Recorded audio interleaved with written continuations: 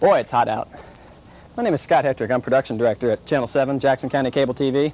We're on our way to do a shoot at the Independence Day celebration. It's supposed to be a pretty big deal. Parades, Civil War battle reenactments. I hear they're even going to have a buffalo chip throwing contest.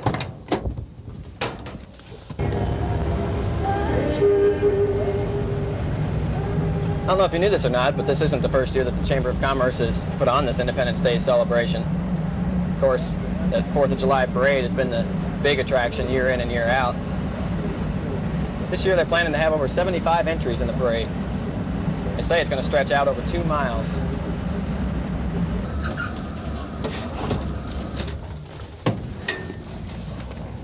Now, this is not the Independence Day celebration. I just want to stop here for a minute.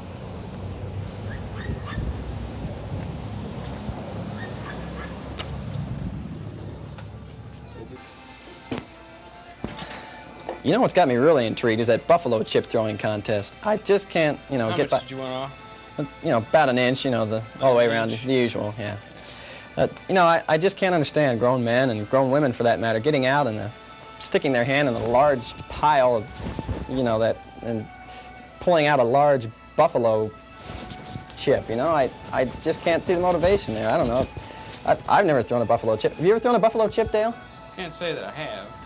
No, I don't know what the big excitement is about it, but I tried to throw a potato chip once. That's the only kind of chip but it didn't go anywhere. But it should be a good event.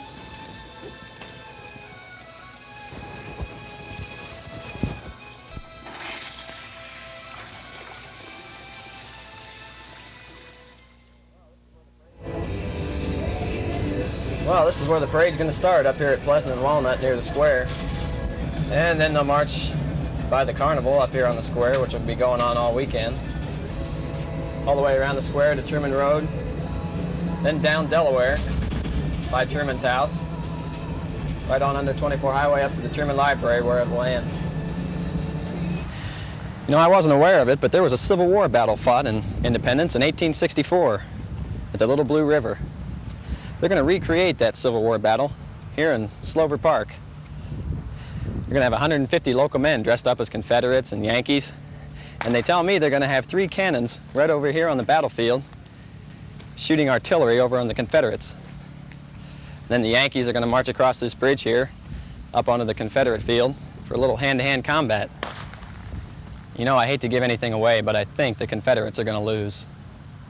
And this will be the site of the buffalo chip throwing contest. I know I'm really looking forward to it. It's going to be right here at McCoy Park, along with parks and recreation games going all day long. Okay, guys, let's get set up. It's going to be a great day. It's also going to be a long day.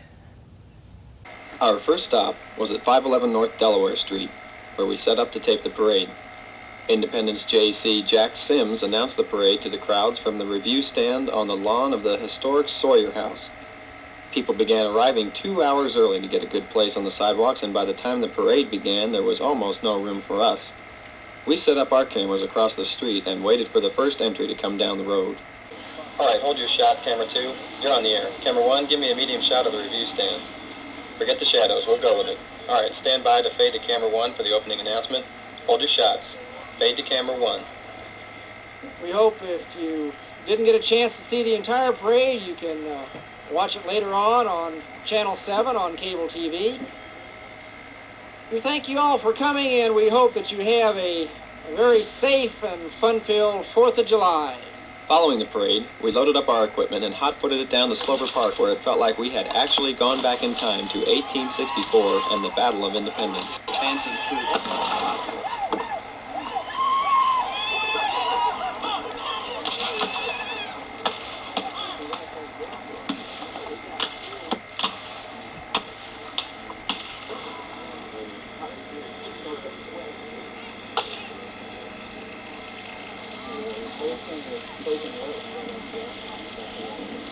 We were running a little behind schedule, and although we found a lot of people having a lot of fun in McCoy Park, we were apparently too late for the buffalo chip throwing contest.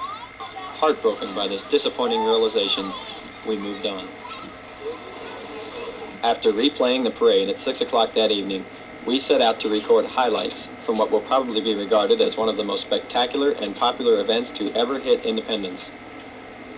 Following are videotaped highlights of what took place on the LDS pageant grounds from 10 o'clock p.m. to 12 o'clock midnight on the night of July 4th, 1980, at the Independence Spectacular, starring the Osmonds.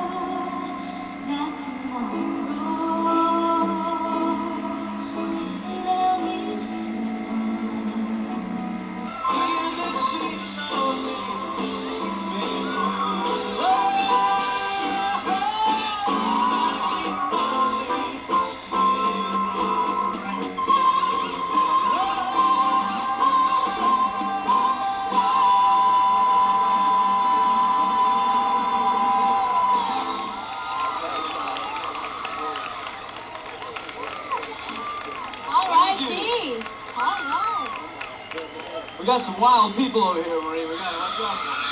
It sounds like it. Are you having a good time? Good. Where are you from, Marcia? Mission, Kansas. What do you think of your voice? I think it's great. Oh, good. Are you having a good time? I sure am. I think Donny's great. Thank you. There's a gentleman right here. Would you come up here for a second? Thank you, Marcia. And what's your name? Hey. We're having a good time. Where are you from? Virginia. What do you think of my brother's machine? I think it's fantastic.